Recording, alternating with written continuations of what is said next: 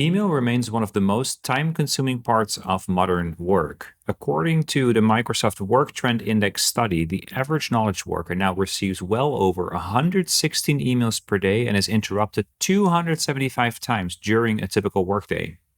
And for many of us, email isn't just messaging, right? It's where decisions are made, it's where work is coordinated, priorities are clarified, and it's often also where the accountability lives. This is actually why email is such a powerful place to introduce AI.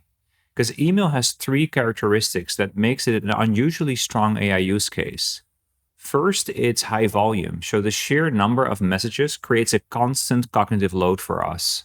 The second is that it's highly repetitive, so the same patterns appear again and again, like requests, updates, clarifications, follow-ups, and status checks. And third, it's primarily cognitive work, right? So reading, interpreting intent, deciding what matters, choosing a response, translating it into a clear message.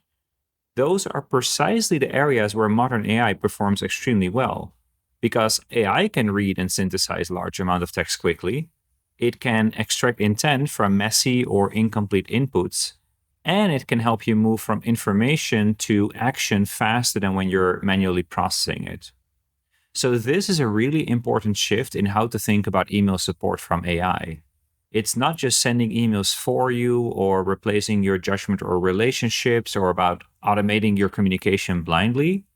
It's really about having a thinking assistant inside your inbox that can significantly reduce your cognitive load. And this assistant can then help you understand long or complex threads without rereading everything. It can help you draft a clear first response instead of starting from a blank page.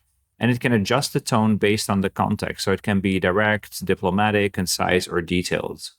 And those benefits compound when you use it for frequently recurring email types like status updates or approvals. Now, you'll see AI for email show up in two main ways, and it's very helpful to understand the difference. So first of all, there's the AI that lives directly inside your inbox. So for example, Gemini in Gmail or Copilot in Outlook, if you have that subscription. Because these tools are sitting within the email environment, they can fit into the flow of work. They can read entire threads. They can understand context across multiple messages. They can summarize what's happening. They can suggest replies and help you think through how to respond without switching tools. Secondly, there's using a core AI platform like ChatGPT or Claude, either by pasting in emails manually or by connecting your inbox through integrations or connectors. While this lives outside of your email client, the capabilities are actually quite similar. The difference is just that you're stepping out of the inbox to think more deliberately.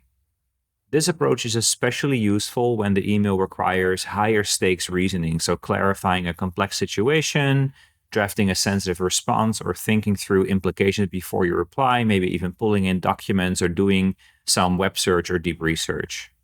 Across both approaches, however, again, the value of AI in email isn't just as a writing assistant, but really offloading the repetitive cognitive work and having a thinking partner in your inbox. And that's the capability that we're learning to apply here.